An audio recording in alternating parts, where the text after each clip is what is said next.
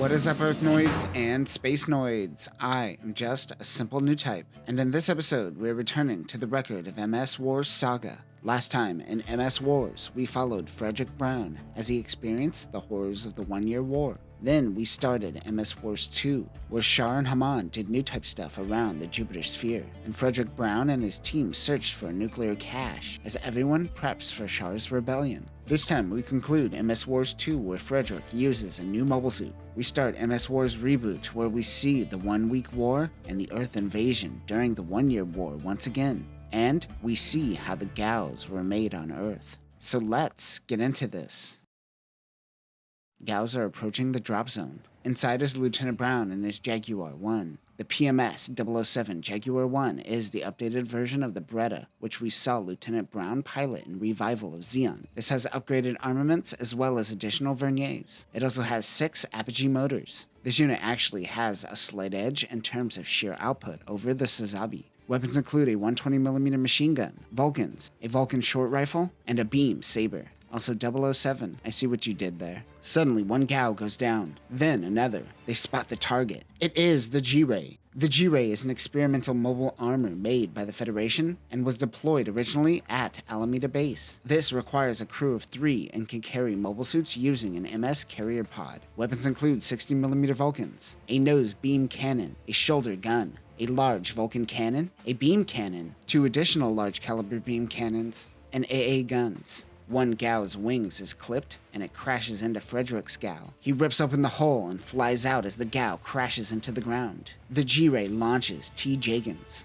The RGM-89T Jagan is a ground combat variant of the Jagan, heavily modified for ground operations. It has a new backpack and enhanced output on the generators. This has several variants, including the Armored Company use, the Heavy Battalion use, and the Airborne Company use. Each backpack is finely tuned for the needs of the operation, and the paint is changed to match its designation. The Jagans attack Frederick. He saves either a Dom Tropin or a tropical test type. It's hard to tell. Look at Kondo's head design. It's so fat and stubby. Anyways, the G-Ray sneaks up behind the Dom and shoots it in the back. Frederick touches base with his wingman, Cray Duncan, and they attack. They need to get close and shoot at point-blank range. Cray moves in as a distraction. He shoots the ship, tearing through the hole. But the G-Ray shoots a beam cannon right through his cockpit. Both ships go down. This mission was a failure and wasn't put on the official records. The next story takes us back to the 1-year war. The Federation received a new unit that they want to test out. Zeon's timing is impeccable because there just so happens to be underwater movement nearby. It happens to be a Grublo variant of the sorts. It has shield boosters and can hold 2 GOGs. The end of this chapter refers to this as the G3 Sturmgeschütz, which were German tanks during World War II. This makes me think it is related to the Gay Dre from Revival of Zeon. The 2 GOGs try to perform a pincer. They only have 10 minutes. That's the name of the chapter. The GOGs begin their attacks on the Fedi aircraft carriers. Their new prototype Gundam dives underwater. This is the Gundam Submarine. The RX-79M Gundam Submarine is an anti-ship mobile suit designed for the seas. This unit has added hydrojet thrusters and has a new extensive communications array, including a sonar system. The Federation used this unit to test its polarized beam saber and beam rifle. Beams dissipate fast underwater, and this solves this problem. Weapons include an 8-tube torpedo launcher, 4 polarized beam sabers, and the polarized beam rifle. Even though GOGs are designed for these type of underwater operations, they don't stand a chance against the agility of the Gundam sub. The pilot gets behind one GOG and takes it out. The other retreats with the G3. The war began shifting in the Federation's favor. This next story takes us to UC-0092 and is apparently written by Mamoru Oshii. You know that pizza guy in that One Hacks video game? Fedi soldiers are shipwrecked out at sea. It has been 3 days so far and they are losing hope. One complains about food. They notice a ship in the distance and start paddling. It happens to be a Zeon camouflaged as a freighter, and they are taken prisoner. In the distance is a Fedi patrol boat. Zeon sends out Zagok 2s. There isn't really any data on these units. An attack breaks out. The Fedi send out the 2 Zeta which we saw deployed in Revival of Zeon. This short story is just one giant joke. The boys are trapped at sea. They get captured. A giant battle breaks out. The ship gets destroyed. They are shipwrecked at sea once again. The boys complain about being hungry, and they are back to square one. This is like dramatic irony 101. It's beautiful. And that will conclude MS Wars 2.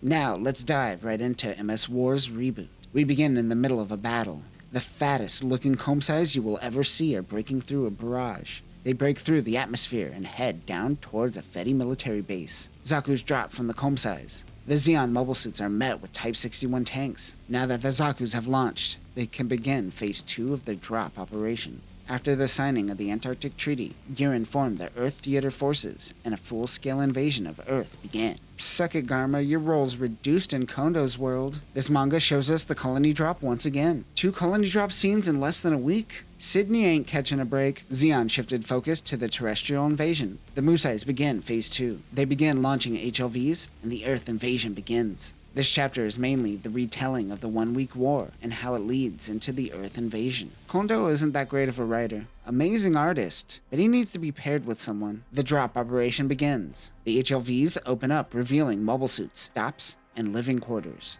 If you think about it, HLVs are giant gentrification pods. Fly Mantas began a bombing raid. The Fly Manta always looks so cool from a top-down view. Can't say the same from other angles. DOPs attempt to take off, but are taken out by Fly Mantas. We get to see Kondo's unique AA guns used by Zeon to take out the bombers. Zeon couldn't gain air superiority and was grounded for the most part, outside of DOPs, who held the defensive line. They needed GAUs to help bring the limited-range DOPs into the battle, but they can't build on Earth yet. They will have to disassemble them and deliver the GAU piece by piece just to get past EFF's forces. On the ground is a big Trey class. They spot a Lugan in the air and take it out swiftly. They then begin bombarding HLVs. The Fedis bombard them before they are able to set up shop and push in on the front lines. They also mentioned that this is a naval effort. Like Starfleet, we already know that space plays by maritime rules. So too are land fleets like Big Treys and Heavy Fort class ships. The Zakus are deployed and they return fire on the land fortresses. The Fedis pull back. Zeon has been using these hit-and-run tactics, allowing them to slowly push closer towards EFF bases. Meanwhile, shuttles start bringing in GAL parts. A Wappa is scouting around when he runs into a Heavy Fort class ship. A team of Magella Tops begin an attack on the land fortress. Zakus move in while they are distracted from the sky. Once they move in close, the Heavy Forks are vulnerable, and they once again retreat. Thanks to their defense, Zeon was able to launch their first GAU, changing air combat for Zeon. With GAUs now in deployment, Zeon begins extensive bombing raids. Mobile suits drop down and dominate the ground. DOPs launch and dominate the sky. DOPs can now land on a GAU and refuel, changing the game. With this, urban areas were no longer free from the theater of war. A Papua-class ship led by a Musai takes off from the moon. This is Makuve's ship. Urigang informs him that GAU production is ramping up, and they intend on taking control of mining facilities in Odessa. Once Zeon gains control, that is when Makuve will head to Earth and step in. The Zeonic front continues to expand. To counter this, the Federation decides to use really big AA guns. They test these guns on a poor Lugan scouting in the area. This gets back to Zeon, and they learn of this new threat. Zeon believes that Federation battery production isn't finished for the turrets. They need to attack before completion. The Federation too resorted to hit-and-run tactics with torpedo boats. I think this is Kondo's version of a Pebble-class ship, but it looks like something from the prequels. Dozel puts Garma in charge of the Earth invasion. He will be the Zabi representative on Earth while Makuve handles mining operations. Meanwhile, Shar sets his sights on Earth's supplies corridor. On Earth, major cities are now nothing but rubble. And that will do it for this episode. MS Wars was some solid storytelling. MS Wars 2 was a little loose, but still provided some interesting stories. In MS Wars Reboot, Kondo just said screw it, this is all about Kondo vibes. No need for storytelling here. Luckily, Kondo puts his money where his mouth is when it comes to the art. Also, Kondo's version of the 1-year war suggests that Giran did all the heavy lifting, and once the invasion was a success, they gave Garma the position. I like the origin version where he becomes an Earth weeb. Next time, we reach the middle of the war, where it's a full-on stalemate. Tactics shift to a war of attrition, and we see the inevitable push back to Odessa and back into space for Zeon. But that will do it for now, Newtypes. Remember, in each retelling of the 1-year war, Garma has a different version of nepotism, and that is hilarious. Peace.